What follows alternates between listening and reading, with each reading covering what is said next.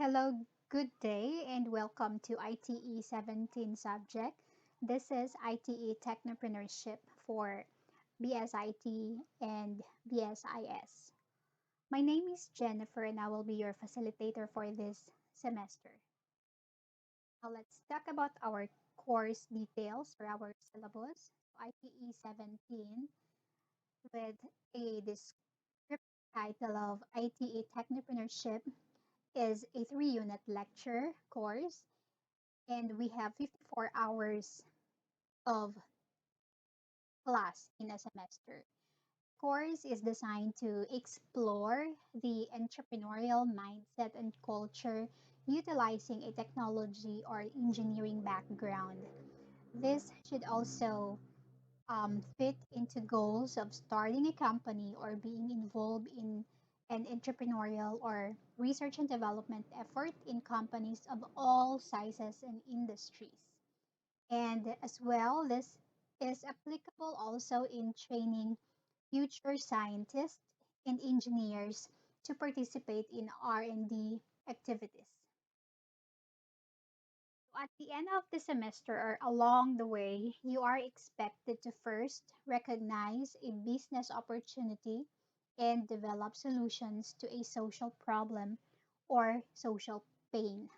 Second is to demo the understanding on how to ideate solutions, how to select a customer, how to select a market, how to design models, how to pivot, and how to pitch your products or product. Lastly, you need to devise a business plan of a technology venture applying the principles of technopreneurship. As to the grading system, but this is subject for changes, no? We have major examination, 30%, assignments and tasks, 20%, quizzes, 15%, and for the project, 35%. That is a total of 100%. And at the end of every lesson or lecture, or the moment nga na ako i-upload nga mga reading materials or video materials, you are required to fill in the attendance link. This is a semi-evaluation also, no? Sa inyong end so that ma-assess pod nako kung unsa inyong mga reactions, unsa inyong mga insights and comments relative to the topics being discussed. As the schedule, we have MTH 3 p.m. to 4:30 p.m. That is for section F1. And then this is Tuesday and Friday, 4:30 to 6 p.m. for section O1.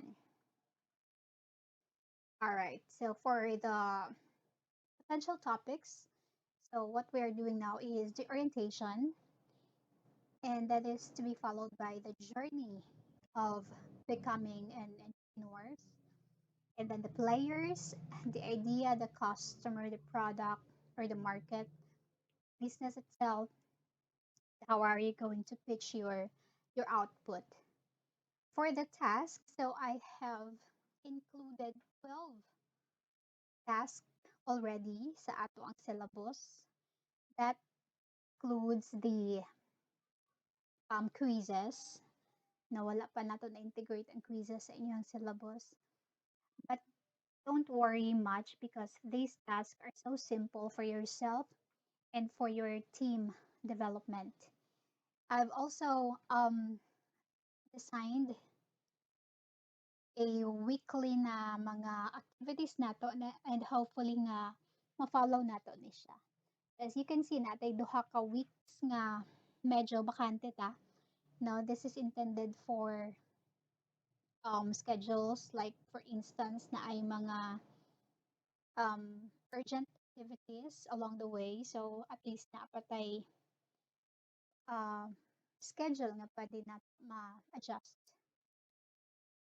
All right.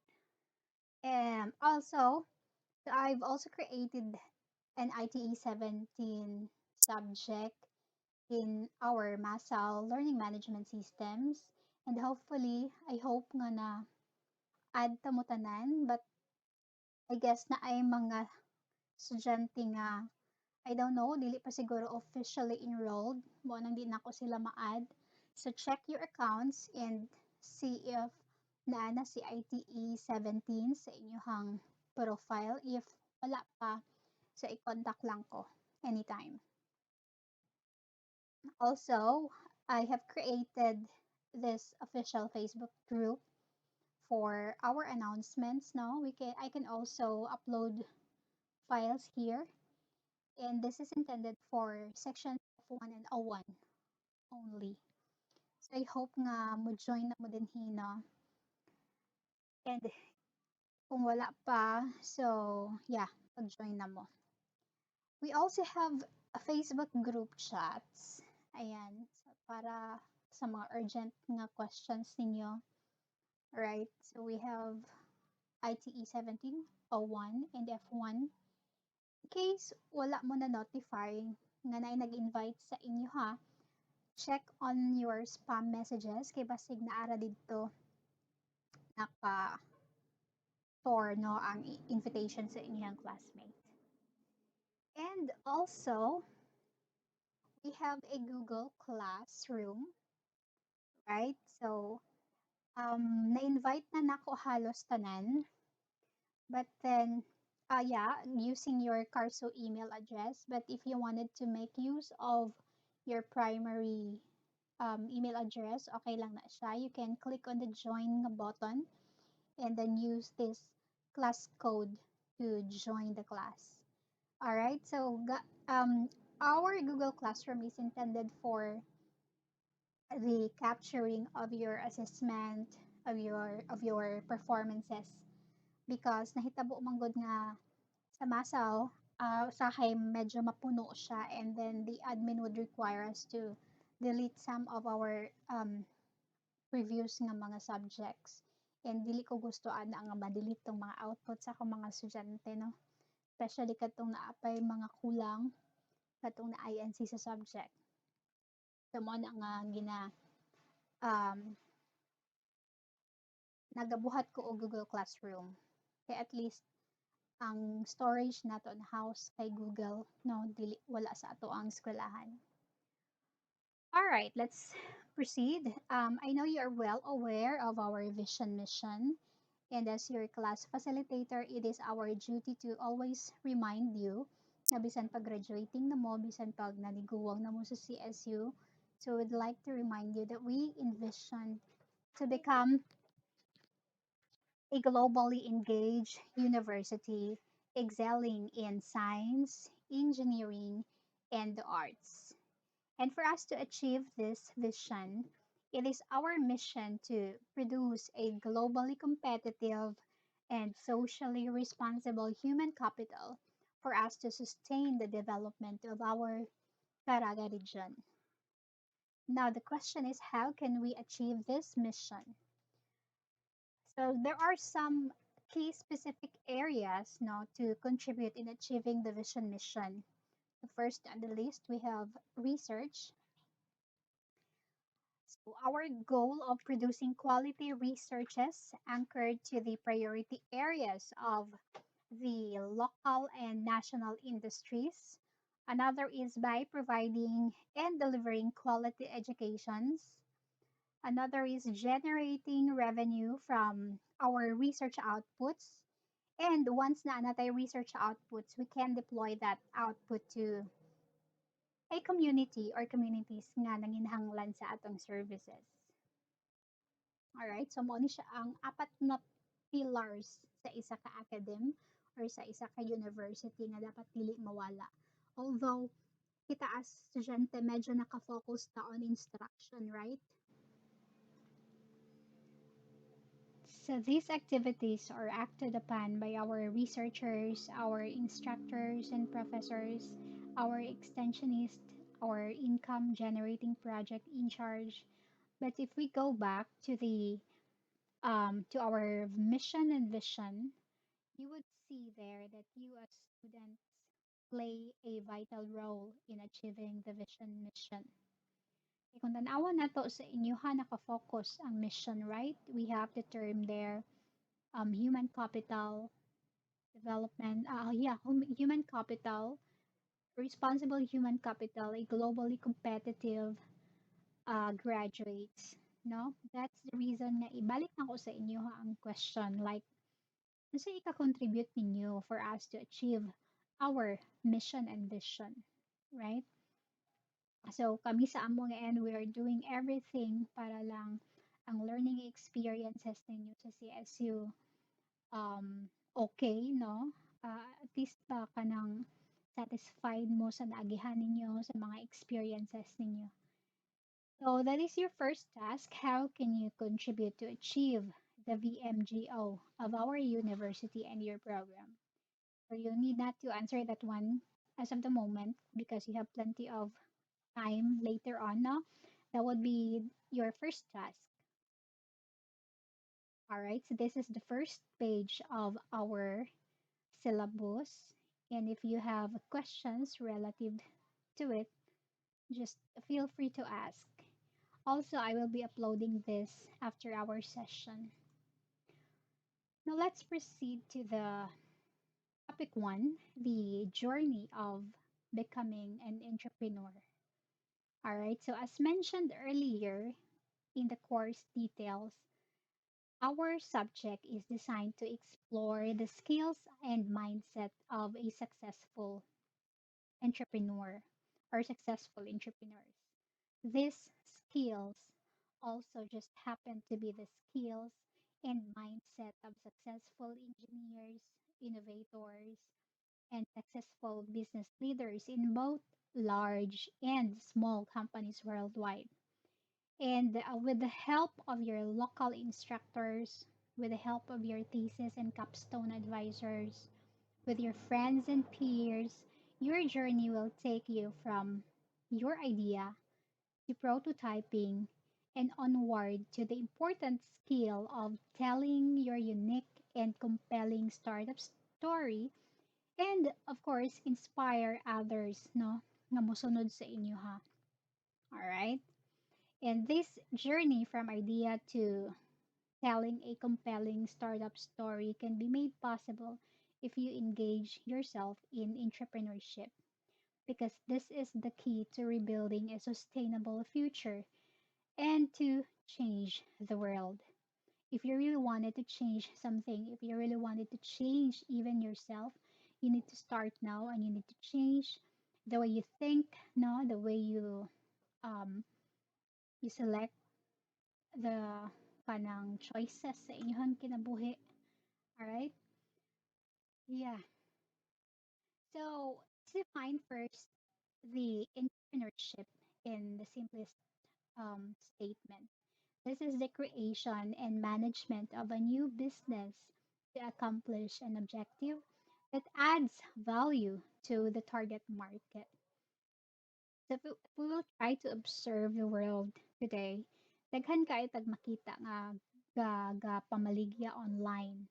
If not online, na kay makita nga naga house to house para lang mahalin ni ilahang products, no, or para lang mo avail sa ilahang services. And that is entrepreneurship, no? Matawag sila nga entrepreneurs, ana. Kaso lang, siguro wala sila kapalo nga na ay dapat consider, no, if they really wanted to succeed, no?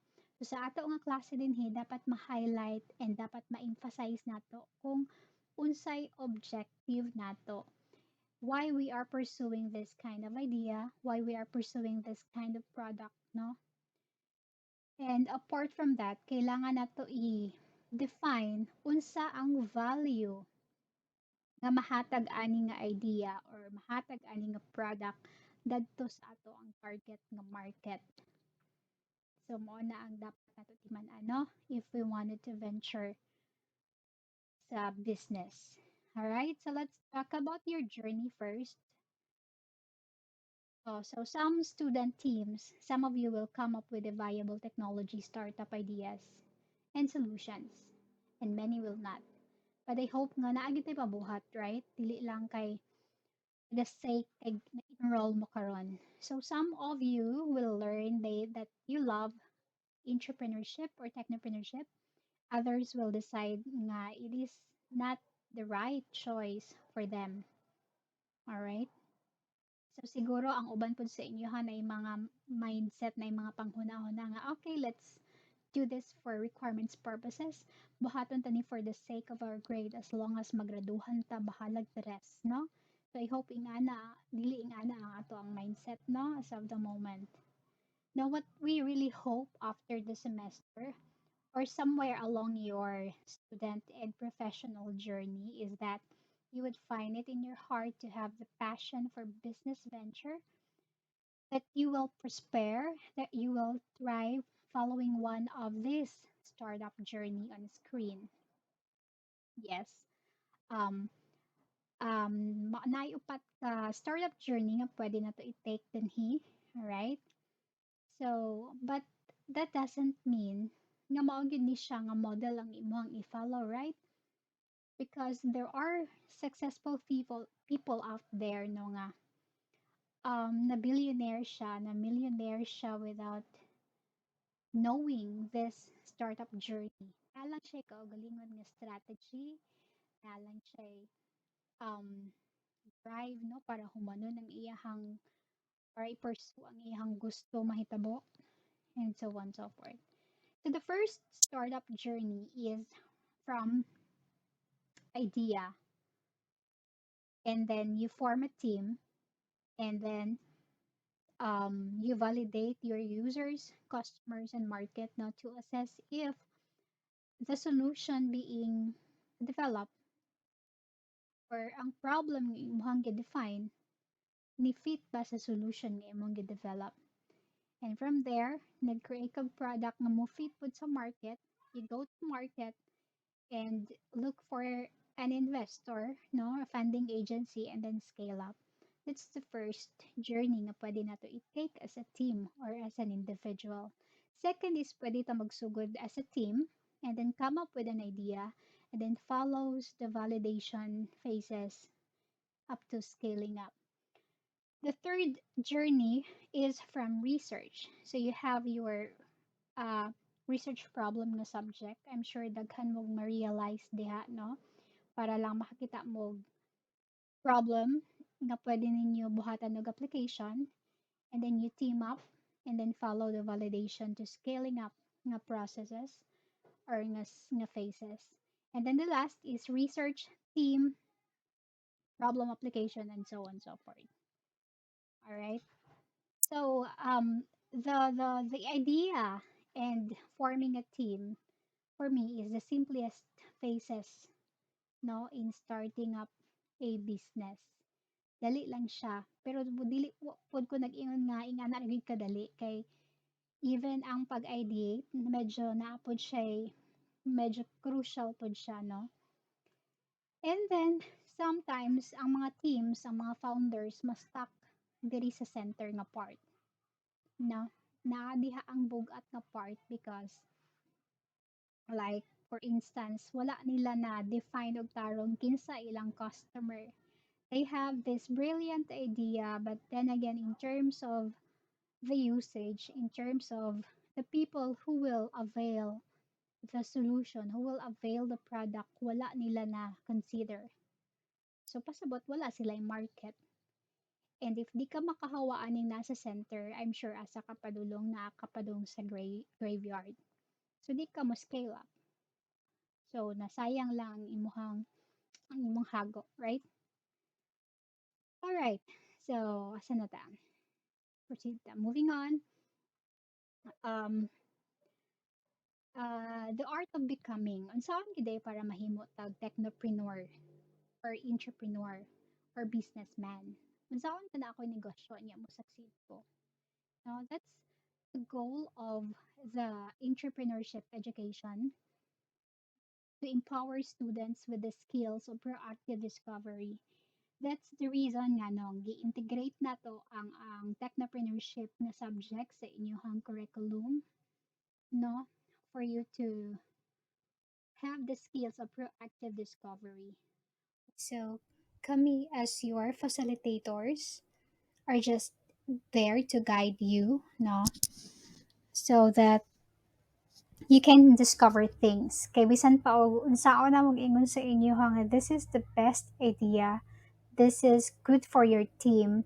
But then again, ang inyong passion, ang inyong feeling, ang inyong calling ra gihapon ang inyong i-pursue, right? So along with our activities na atay mga buhaton nga task no para lang ma-discover ninyo unsa gyud ay ko, unsa gyud ay ang akong gustos kinabuhi, no? All right. But in terms of the traditional entrepreneurship educations, there is a slight problem no on how um, the mga speakers mo storya no kay nga naman presentahan na yung kaging ani nga slides, so i-inspire kanila but then again pakitaan kanila og mga bilyonaryo na, ayan no, the billionaire bunch, so i-present sa imo unsay na-achieve sa Facebook, unsay na-achieve sa Google and other successful companies. All right, so meaning to say we only see them when they've made it. But how about the moment nga nag-struggle sila? How about the period nga nag-fail sila, kapila sila na fail? How about the moment nga gi-reject sila, walay ni dawat sa ilang idea? No? Wala na nato nakita. Gawas kung mag-dig deeper ta, makita nato unsay giagihan, unsay story sa ilahang pagka-negosyante, right? So yun siya, no? Sometimes kung average student o average nga people ka, makapangutana gid kag asa ko magsugod para maabot nako to. Grabe naman kataas ang ilang gusto nga kabuto nato. But then where to start, no? How do you get there from here, no? Maning nga mga questions, how do you get past the first few miles? So kana ra ba ang ang pagsugod ra ba gid ang pinakalisod, right? But along the way, dali na lang siya. All right. So to simplify discussions, many programs, no, daghay mga teams karon nga nag-rely on something called business model canvas. So which this is popularized by a Swiss professor, Alex Osterwelder. And then if you are a beginner and you wanted to put up a company and then ingani mo makita, I'm sure ma-down na ka sa kadaghan sa items nga dapat nimo i-fill in. Alright? That is why for me and for others nga nagtuo nga kaning business model canvas is not intended for the beginners. No, not intended for someone nga gusto mo venture into business. Because grabe kadaghan sa items. But sa atong klase na atay simpler format or template nga gamiton wherein ma-capture gihapon kung kinsay customer gusto nimo, unsa ang like unsa ang value nga gusto nimo ma-experience nila, and how are you going to contact your customers, no?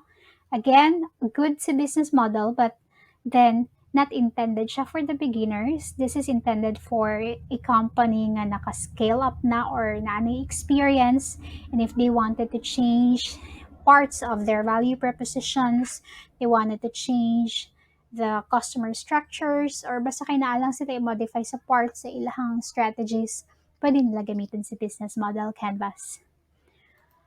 All right. So again, the journey of becoming a technopreneur is not the same. Gubot siya, no? And if we will try to revisit the startup journey, katong first na item dito, from idea to team up to validation to scaling up, there are companies nga gagamit ani, and one best example is si Facebook. So now you know nga mao din ni siya ang ihang gi-follow nga model, no? Nga nung successful siya karon. But wala nagpasabot nga kung kana pud mo i-follow maging successful pud ka, no? Kay depende na sa mga ginagmay nga strategy nga ginabuhat ninyo. The second journey from team to idea to validation to scaling up, mo ni siya ang gi-follow ni Twitter.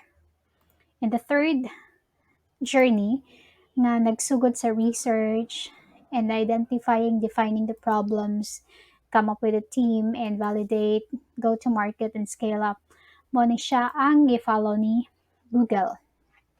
Alright, so kung taawon to si Google karon, grabe ka-successful. There are businesses nga ilahan ang gipalit and wala sila nag-stop on researching. The last one nga journey or model, mao po ni siya ang gigamit ni Post-it. Alright, so So the journey from the entrepreneur's perspective is non-linear. So wala tay sequence nga dapat i-follow din hino kung gusto ta magnegosyo. If you wanted to become a technopreneur or entrepreneur, depende sa imo. Pwede ka magsugod sa idea, pwede ka magsugod sa team, and if nakita nimo nga naay problema sa imong idea, so you can do pivot, pag-change. So along the way, kung gusto ka mo succeed, mag-expect ka nga kadaghan jud ka mag-change. Same with your capstone titles and thesis titles nga kadaghan ka mag-change, no, until such time nga makita nimo nga murag mao na gid ni. Alright? So you can do changing of teams, nga pivot na pod, interview na lang sa kag-customer para maka-pivot na pod ka otro, no? How about the product and market? How are you going to manage your team nga mga badlungon? What else? How to acquire customers? How can we convince our customer to engage into our product, to avail our products? How do we prototype?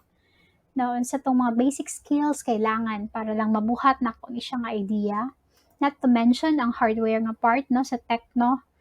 So naatay programmers, naatay developers nga dapat i-hire, naatay mga administrators, naatay mga graphic artists, finances. So kadaghan ka nag-change sa imuhang idea, sa imong strategy, but daghan ka imo sa team, nyawa mo'y kwarta, no, sa oning ina. And how are you going to pitch your product? All right. So from our perspective, this is how um, the ways, no, of how to become a technopreneur. Ingani kagubot, no, pero along the way, kung himay-himayon na to siya, i-dissect na to siya anam-anam, mabot rata sa point nga magkasinabot ta, and we could come up with a best, not best, but important project or idea nga makatabang sa community, nga makasolve sa social pain. And I guess that would be all for this topic. Fill in the attendance link, and for your task, these are posted already sa Google Classroom. Thank you so much for listening. Have a great day.